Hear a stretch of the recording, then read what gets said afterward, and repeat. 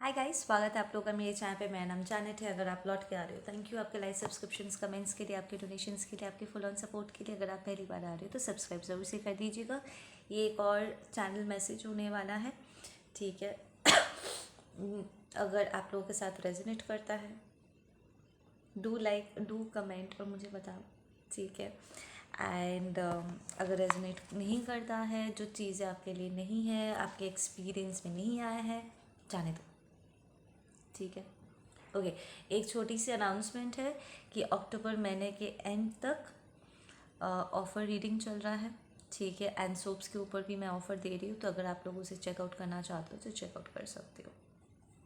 आप लोगों को सिंपली इंस्टाग्राम या फेसबुक मैसेंजर पे मुझे मैसेज करना है और वहीं से मैं आप लोगों को बता दूँगी, ठीक है। सिंपल पेमेंट प्रोसीजर है एंड देन मैं आप लोगों को अपॉइंटमेंट दे दूँगी, ठीक है।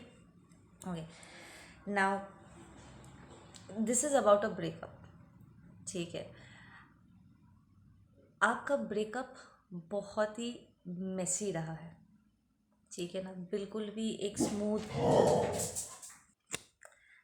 एक स्मूथ और मिच्योर्ड, म्यूचुअल रिस्पेक्ट के साथ, म्यूचुअल अग्रीमेंट्स के साथ ब्रेकअप सेपरेशन नहीं हुआ है। ढेर सारे बहुत ही अपसेटिंग, इंसल्टिंग मोमेंट्स के बाद आपका ये ब्रेकअप हुआ है, ठीक है ना। जिस तरीके से मैंने आप लोग की एनर्जी पिक किया है, फोकसिंग आपके और आपके पर्सन की एनर्जी को, मैं उसी हिसाब से ये सारी इंफॉर्मेशन आप लोग को देती हूँ, ठीक है ना। आपने लिटरली लाइक रिलेशनशिप के एंड तक लिटरली आप लोग की एनर्जी ऐसी थी कि आप सामने वाले से भीख मांग रहे थे ताकि वो संभल जाए, वो तरीके से बिहेव करे, वो इस रिलेशनशिप की ज़िम्मेदारी ले, अपना बिहेवियर जो आपके प्रति उनका जो बिहेवियर रहा है उसे वो सुधारे, आपको सीरियसली ले। पर वो नहीं ले रहे थे, बल्कि आप जितना रोना धोना कर रहे थे, जितना उन्हें समझाने की कोशिश कर रहे थे, वो उनका बिहेवियर उतना ज़्यादा गिरता चला गया, उतना ज़्यादा बुरा होता चला गया, ठीक है। इट्स लाइक ऐसा लग रहा था कि जितना आप रो रहे हो उतना ज़्यादा वो कम आपकी फ़िक्र कर रहे, कम वो आपको आप पर ध्यान दे रहे, लाइक वो लिटरली अवॉइड करे, दे वर केयरिंग लेस। जितना आप ज़्यादा उन्हें कन्विंस करने की कोशिश कर रहे थे, बातों को समझाने की कोशिश कर रहे थे, आपके भीतर जो एक इमोशनल टर्मोइल शुरू हुआ था, क्योंकि आप रिलेशनशिप को जाने देने के लिए तैयार नहीं थे, ठीक है। आप अभी भी एक उम्मीद की किरण ढूंढने की कोशिश कर रहे थे, इस चीज़ों को वर्कआउट कराने की कोशिश कर रहे थे। और जितना आप उसके सामने आप रो रहे थे, ऐसा लग रहा था कि वो उतना ज़्यादा लाइक आपको ना सिर्फ अवॉइड कर रहे थे, बल्कि यू कुड सी उस उनके चेहरे पर कि वो और फिक्रमंद नहीं, दे वर केयरिंग लेस, जैसे कि उन्हें कोई फ़र्क ही नहीं पड़ रहा था, ठीक है ना। And that was hurting you like really bad. There were times कि आपको ऐसा लग रहा था कि अगर आप ज़्यादा ज़्यादा करके करोगे तो शायद चीज़ें संभल जाएगी, पर आप जितना ज़्यादा ज़्यादा करके दे रहे थे वो उतना ज़्यादा ज़्यादा करके ले रहे थे, पर पलट के वो आपको रेसिप्रोकेट नहीं कर रहे थे, वो सारी चीज़ें आपको वापसी में नहीं मिल रहा था। फिर चाहे आप कुछ भी इन्वेस्ट कर रहा हो, आप अपनी एनर्जी, अपना फाइनेंस, अपना टाइम, कुछ भी आप इन्वेस्ट कर रहे थे, वो रेसिप्रोकेट नहीं हो रहा था, वो वापसी में वो नहीं आ रहा था, वो आपको कुछ भी नहीं दे रहे थे, बल्कि आपसे सिर्फ लिए जा रहे थे। They were being a very savage taker, एक ऐसा टेकर जो एकदम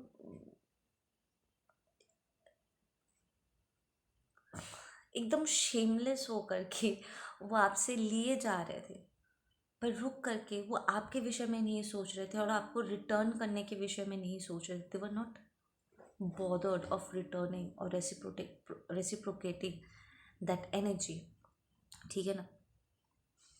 आई एम सीइंग कि आप लोगों की एनर्जी में यहाँ पर ढेर सारा मेंटल इमोशनल ड्रेनेज हुआ है, ठीक है ना, क्योंकि आप कॉन्स्टेंटली चीज़ों को सही करने के लिए, बेहतर बनाने के लिए आप कांस्टेंट सोच रहे थे। कभी आप खुद क्या कर सकते हो, आप उनके विषय में सोच रहे थे कि उनके भीतर क्या चल रहा था। देयर वर टाइम्स जब आपको समझ में नहीं आ रहा था कि उनका बिहेवियर ऐसा क्यों हो गया, वो ऐसे क्यों बिहेव कर रहे थे। आप उन्हें पढ़ने की, उन्हें समझने की कोशिश कर रहे थे, पर आपके हाथों सिर्फ कन्फ्यूजन लग रहा था, क्योंकि वो सीधा मुंह आपको बता भी नहीं रहे थे कि वो क्या चाहते हैं। ठीक है ना। there was a lot of confusions and a lot of questions जो unanswered रह रहा था। सो आपने बहुत टाइम अपने बिताया है जानने समझने के लिए कि उनके अंदर क्या चल रहा है, कि आपका रिलेशनशिप कहाँ जा रहा है, और वो आपको कहाँ तक, आपके रिलेशनशिप को किस मोड़ पर लेकर के जाना चाह रहे हैं। वट दे वॉन्ट, यू वो कम्प्लीटली आउट ऑफ प्लेस, आपको समझ में नहीं आ रहा था कि क्या हो रहा है। तो there has been a lot of energy drainage, ठीक है ना। और आप इसी कन्फ्यूजन में, इस उधेड़ बुन में ना, आप फाइनली यू डिसाइडेड कि आपको इस सिचुएशन को जाने देना होगा। You will have to walk out, not because कि आप उनसे और प्यार नहीं करते, बट इट्स बिकॉज कि आपके पास प्यार करने के लिए और कुछ बचा नहीं है। आपके पास जो था आपने सब कुछ निछावर कर दिया, और आपके पास अब और कुछ बचा ही नहीं है उन्हें देने के लिए। You are brought down to that level of ground zero, कि जहाँ पर आपके पास और कुछ बचा ही नहीं था, निचोड़ के देने के लिए कुछ नहीं बचा था। ठीक है ना। There was an energy of this person being very savage towards you, कि इतना सब कुछ लेने और इन्जॉय करने के बाद भी कोई कंसिडरेशन नहीं था इस पर्सन में कि आप पर क्या बीत रही है। ठीक है ना। लाइक आप लिटरली क्वेश्चन कर रहे थे that what is my worth, क्या मैं इस इंसान के लिए कोई मायने नहीं रखती हूँ, कि मेरा होना ना होना क्या इसके लिए मायने नहीं रखता है। लाइक मेरे फीलिंग्स, मेरे इमोशन, मेरी ओपिनियंस, मेरे ये आंसू की कोई कीमत नहीं है। लाइक लिटरली यहाँ पर सेल्फ डाउट, सेल्फ वर्थ पे क्वेश्चन मार्क्स यहाँ पर लिटरली आ गया था, to the point you were feeling so helpless. आपको ऐसा लग रहा था जैसे आपकी पूरी दुनिया बिखर रही है, क्योंकि इतना सब कुछ करने के बाद भी आपके हाथों कुछ नहीं लग रहा है। And this person is solely is bothered. ठीक है ना। For some of you guys, for sadly, आपने इवन देखा कि इस पर्सन को बहुत फट से दूसरे रिलेशनशिप में भी कदम रखते हुए, यू इवन डाउटेड कि शायद ये थर्ड पार्टी एनर्जी पहले से था, ये उन्हें पहले से ही एंटरटेन कर रहे थे, और इंतज़ार कर रहे थे कि कब आप उनसे अलग हो और वो उस थर्ड पार्टी के साथ इन्वॉल्व हो जाए। ठीक है ना। It hurt you so much कि ये क्या है, हे भगवान, मैंने अपने पिछले जन्म में कौन सा ऐसा पाप कर लिया कि मुझे ऐसे दिन देखने पड़ रहे हैं। It was hurting you so bad. You realise कि ये रिलेशनशिप, ये पूरा सिचुएशन बहुत अनहेल्दी हो गया आपके लिए। ठीक है। Mentally, emotionally, physically, spiritually it was hurting you, like to the point कि आप ठीक से खा पी नहीं पा रहे थे, सो नहीं पा रहे थे। लाइक ऐसा लग रहा था जैसे कि आपके अंदर एनर्जी नहीं बची कि आप उठ कर के अगले दिन काम पर जा सको, इतना एनर्जी ड्रेनेज। ठीक है ना। इट्स लाइक इनका बिहेवियर आपके प्रति ऐसा अंतक हो गया था कि आप और अपने आप को पहले जैसे उस तरीके से नहीं देख पा रहे थे जैसे उनसे मिलने से पहले आप अपने आप को देखते थे। वो जो एक जॉयस हैप्पी एनर्जी आप में रहती थी, एक एंथू रहता था ज़िंदगी जीने का, और अपनी लाइफ को पूरी तरीके से एक एक एंथू के साथ एक लाइफ को जीने का, वो एंथू कहीं ना कहीं गायब हो गई। वो हैप्पी वाली एनर्जी, वो जॉयस वाली एनर्जी लुप्त हो गई। आप और अपने आप को उस तरीके से देख ही नहीं पा रहे थे, उस नज़र से जिस तरीके से आप इनसे मिलने से पहले देखते थे। there's a sense of disliking, कि आप खुद अपने आप को नापसंद करने लगे थे, बिकॉज यहाँ पर कहीं ना कहीं द फैक्ट कि आप इस पर्सन को रुकने के लिए, अपनी इम्पोर्टेंस, अपने रिश्ते की इम्पोर्टेंस समझाने के लिए भी आपने इतना सब कुछ किया ना कहीं ये आपके खुद के वैल्यूज़ पर आ गए थे कि यार मुझे इतना बोलना क्यों पड़ रहा है, एंड आपके सेल्फ रिस्पेक्ट पर आ गया था, टू बी ऑनेस्ट। ये बात, ये पूरा सिचुएशन।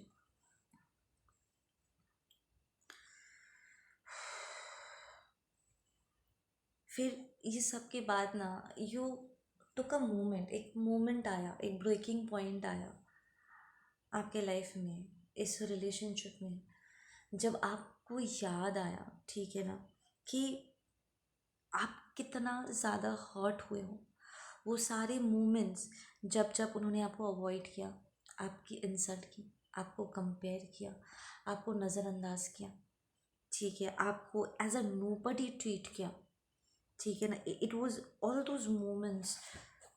वो एक एक करके आपको याद आने लगा, वो सारी रातें जो आप जाग कर बिताए, रो कर बिताया, ठीक है, वो मोमेंट्स जब आप ठीक से खा पी भी नहीं पा रहे थे, you looked at yourself and you were like, I have lost so much of weight, और I pulled up so much of weight, I am looking so unhealthy, ठीक है ना, मैं ऐसा नहीं था या मैं ऐसी नहीं थी, मैं क्या से क्या हो गया।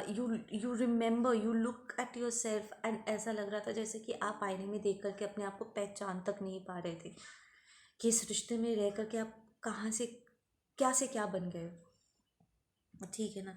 It's like you don't even have this liking towards your self. अपने आप से प्यार करना तो बहुत दूर की बात है, इट्स लाइक एक जेन्युइन बेसिक एक लाइकिंग तक नहीं बची आपके अंदर अपने खुद के लिए।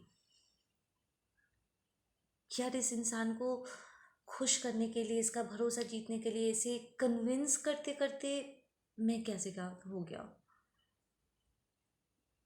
And why have I been convincing this person? There were moments आपके रिश्ते में जहाँ पर इनका बिहेवियर आपको हर्ट कर रहा था, पर आप सबके सामने इस पर्सन को आप डिफेंड कर रहे थे, उसके बारे में आप झूठ बोल रहे थे कि ये पर्सन आपसे कितना प्यार करते हैं और आपकी कितनी केयर करते हैं, कितनी कदर करते हैं, आपका कितना ध्यान रखते हैं, बट वो सब झूठ था। आप लिटरली नहीं चाहते थे कि लोग इस पर्सन के असलियत को जाने। आप जो रिलेशनशिप में स्ट्रगल कर रहे थे, आप नहीं चाहते थे कि आपका रिलेशनशिप फेल हो। एक अच्छे पार्टनर होने के नाते आप अपने रिलेशनशिप को, आपके पर्सन को आप डिफेंड कर रहे थे, कवच कर रहे थे, ताकि लोगों को उनके बारे में दो बातें पता ना चले। बिकॉज लोगों को जब किसी का डार्क साइड दिखता है ना, तो वो जजमेंटल हो जाते हैं। आपको ये भी मंजूर नहीं था कि कोई उनके विषय में दो बातें बोले। तो एक तरफ जहाँ ये पर्सन आपके साथ मिसबिहेव कर रहे थे, और वो उस तरीके से बिहेव नहीं कर रहे थे जो एक ट्रू पार्टनर बिहेव करता है, जो एक इंसान प्यार में होकर के जिस तरीके से अपने पार्टनर को सहेज के रखता है। ये पर्सन आपको सहेज के नहीं रख रहे थे, बल्कि वो आपको साबोटाज कर रहे थे, आपको हर्ट कर रहे थे। पर आपने ये सारा दर्द अपने अंदर कहीं छुपा रखा था, और वो आप पूरा वक्त सबके सामने यही पोर्ट्रे कर रहे थे that your relationship is perfect, your person is perfect, और आप बहुत खुश हो, ठीक है ना।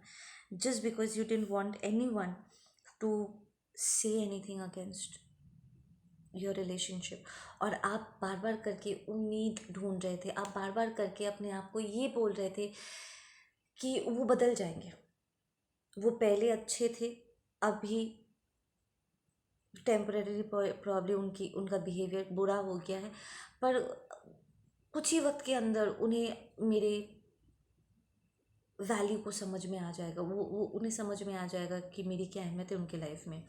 एंड दिस पर्सन वो बिल्कुल अकाउंटेबिलिटी लेकर के अपने बिहेवियर को सुधार लेंगे। तो आप उम्मीद ढूंढ रहे थे यहाँ पर, और इस उम्मीद के दौरान आपको ढेर सारे झूठ बोलने वाले, झूठ बोलना पड़ गया आपको, and you chose to lie, because आप बिल्कुल भी नहीं चाहते थे कि लोग आप पर, आपके रिश्ते पर उंगली उठाएं। हालांकि this person was making you feel less of a person, you were feeling less of a man और लेस ऑफ अ वुमन। ये पर्सन आपको एकदम वर्थलेस फील करवा रहे थे, आपको नथिंग फील करवा रहे थे, जबकि आप उनमें, आपके रिश्ते में आप एक उम्मीद ढूंढ रहे थे, and you were fighting so hard to keep everything together. आप उनका साथ चाहते थे और आपको वो साथ मिल नहीं रहा था। इन दैट मोमेंट ना, that you realized there was a breaking point जब आपने रियलाइज़ किया कि अब और करके कोई फ़ायदा नहीं है, आपने सब कुछ ट्राई कर लिया ना, और अब करने को लिए कुछ बचा ही नहीं है, कोई उम्मीद नहीं, कोई कोशिशें नहीं, कोई रास्ते नहीं, नथिंग, और आपने अपने हाथ खड़े कर दिए। एंड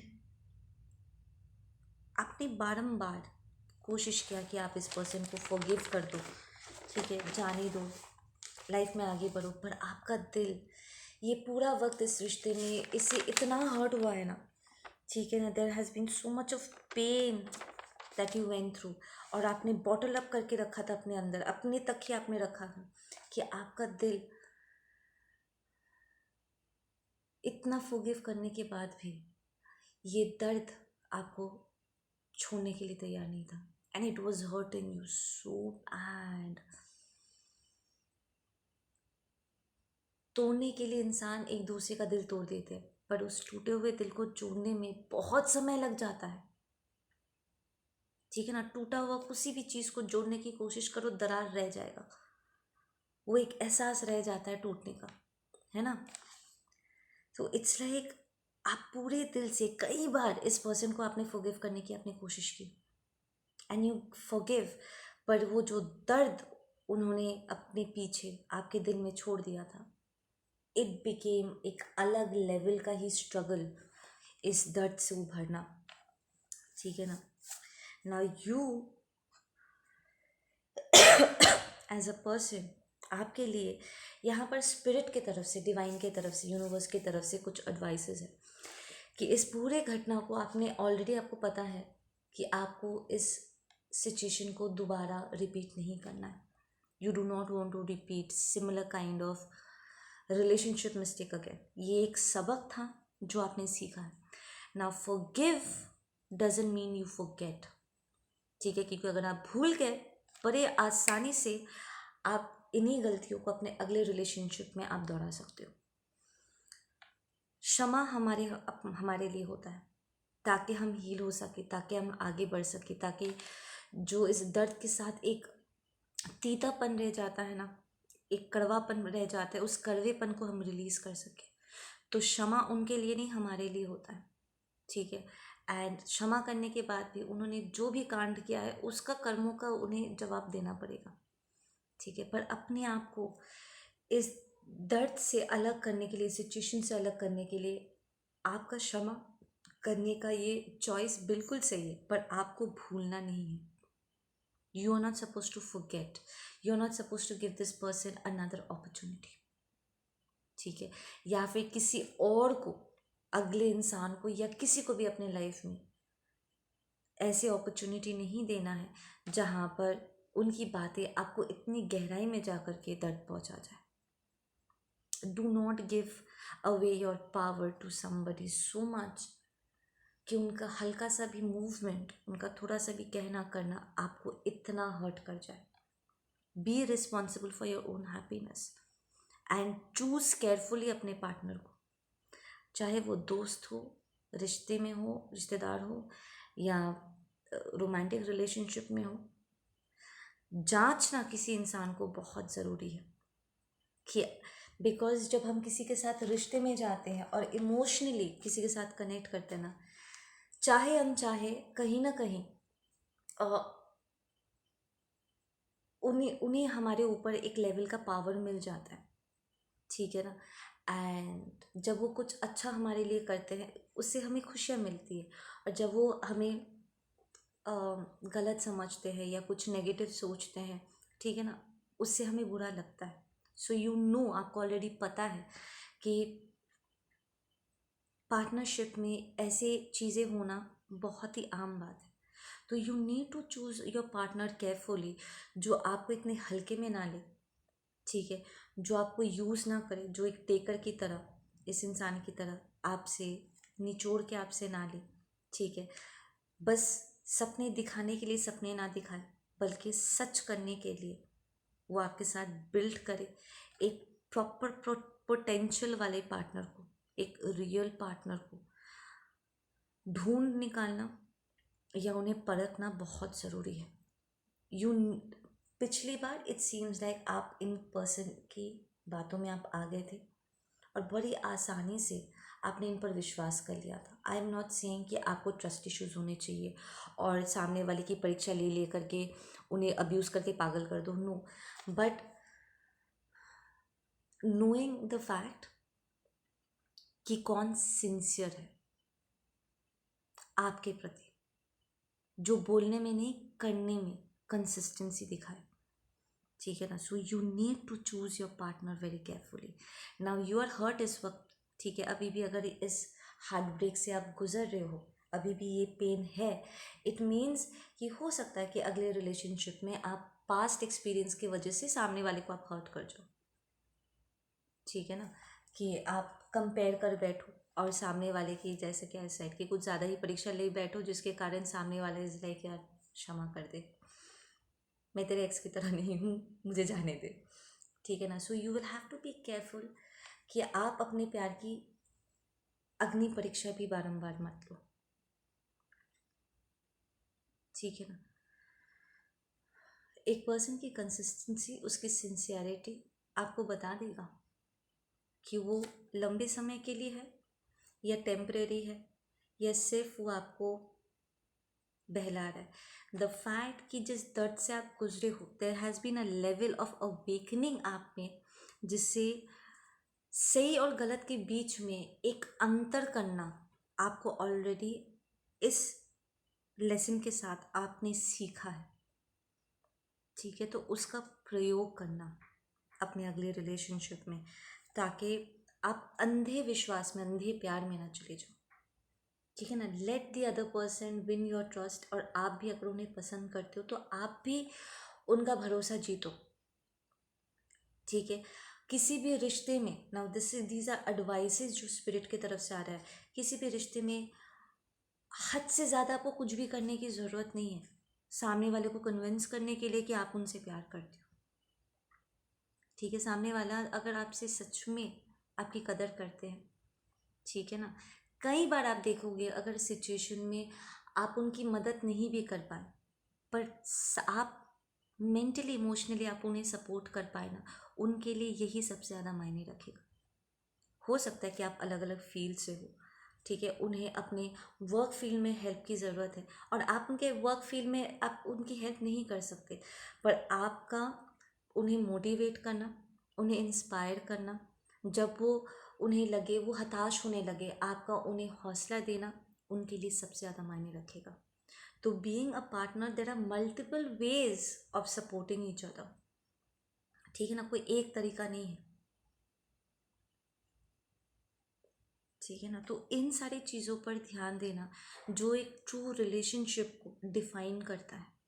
ये पास्ट एक्सपीरियंस आपको ऑलरेडी दिखा चुका है कि एक फॉल्स पर्सन, एक गलत इंसान जो फेक कर रहा हो अपने प्यार को, वो कितनी हद तक आपको हर्ट कर सकता है, कितना हद तक वो गलत चीज़ों से आपको इंटरनली तोड़ सकता है, ठीक है ना। तो यू नो कि आपको क्या नहीं चाहिए, कि कौन से एक्चुअली रेड फ्लैग्स है, आपको ऑलरेडी इस रिश्ते में आपको दिख चुका है।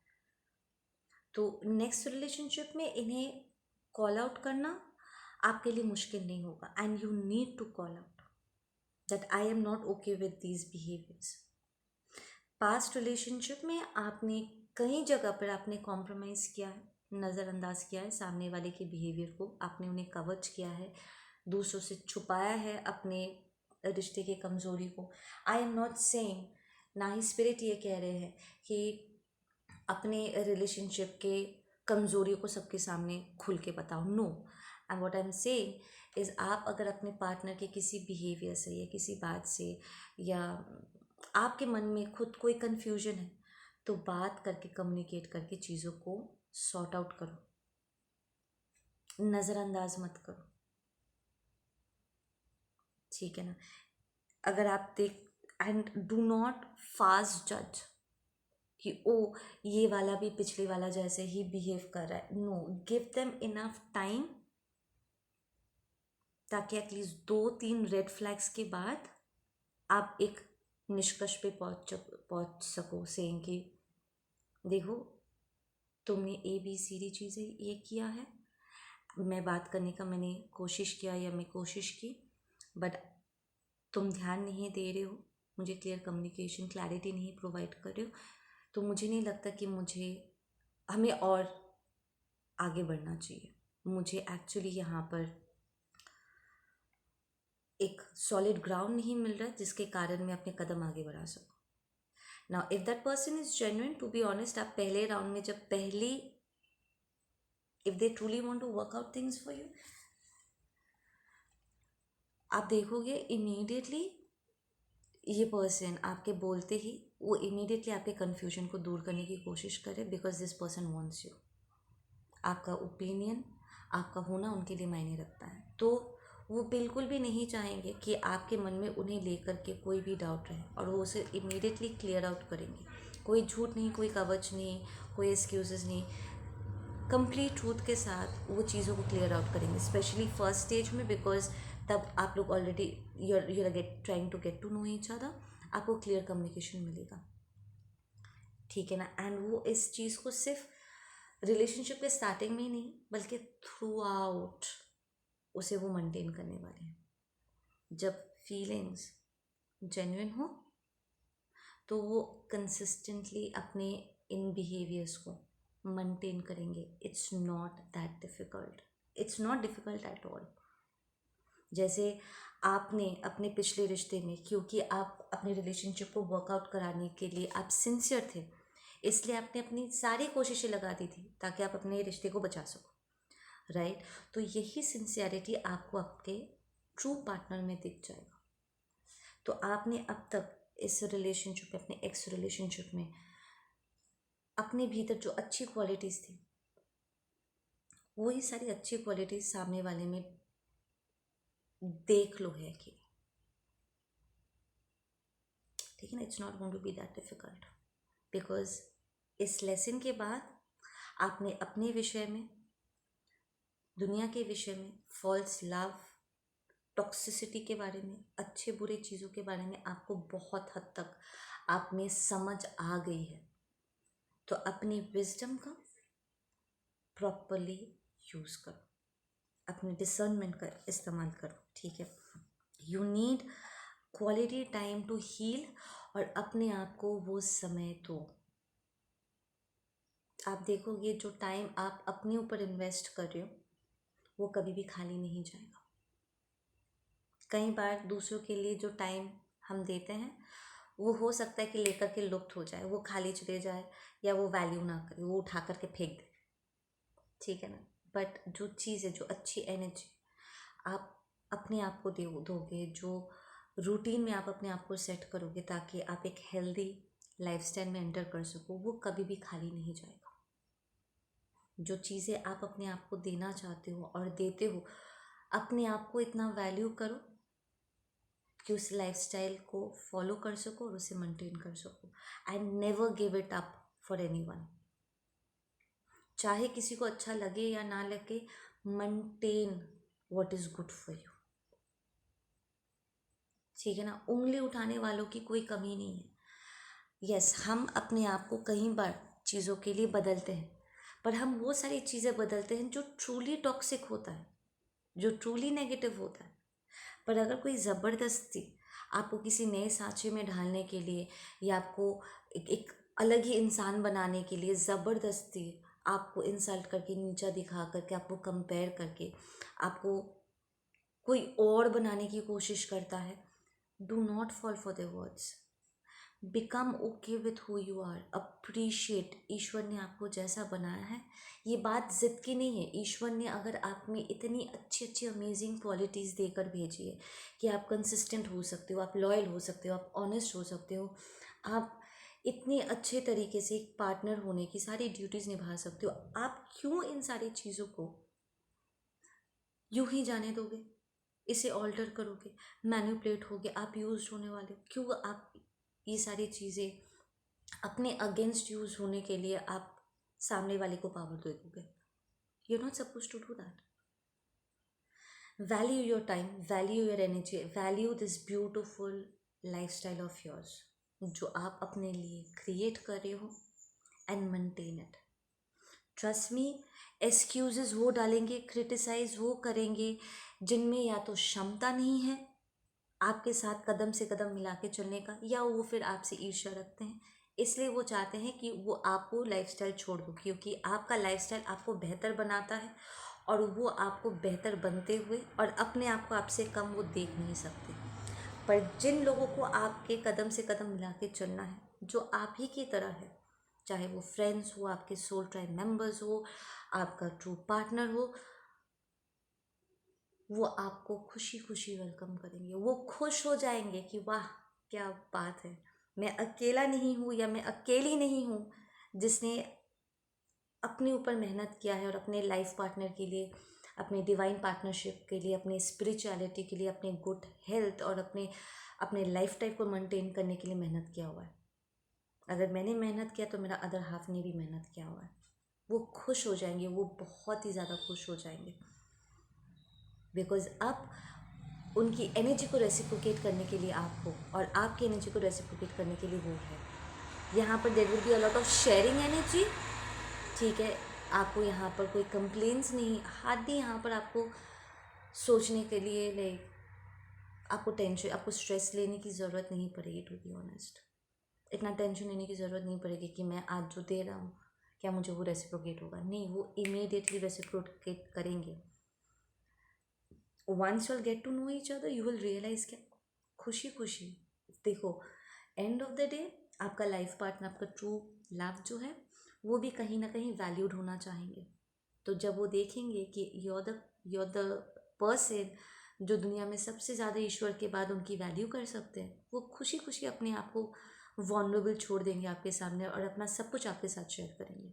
And you will have the same confidence कि ईश्वर के बाद अगर कोई है तो मेरा ये ट्रू लव है और मैं इसके साथ अपना सब कुछ शेयर कर सकती हूँ बिना इस टेंशन के कि कहीं वो मेरा फ़ायदा ना उठा ले, कहीं वो मेरा भरोसा ना तोड़ दे, क्योंकि मैं उसके लिए मायने रखता हूँ या मैं उसके लिए मायने रखती हूँ, ठीक है ना। So this trust building is going to take place.